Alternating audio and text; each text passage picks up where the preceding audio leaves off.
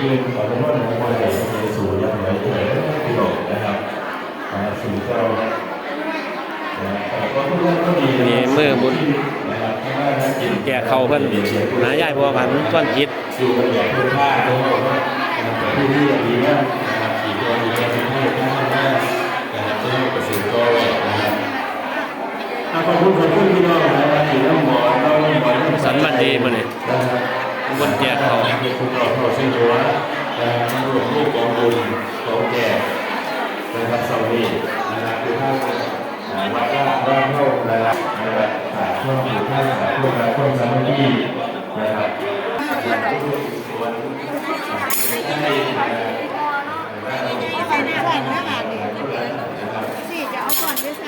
นี่บนแก่เขามันนะผ้าเขาเราเอาความดีเกิดการทำชีวิตเอาความ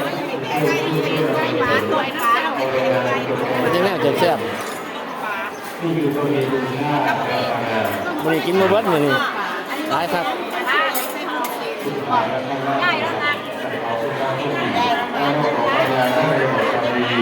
คลิปนี้เบิ่งทำกันเลยพี่น้องเด้อมื้อนี้มาทำบุญเนาะบุญแจกเขาหาคุณแม่บัวผันส่วนจิต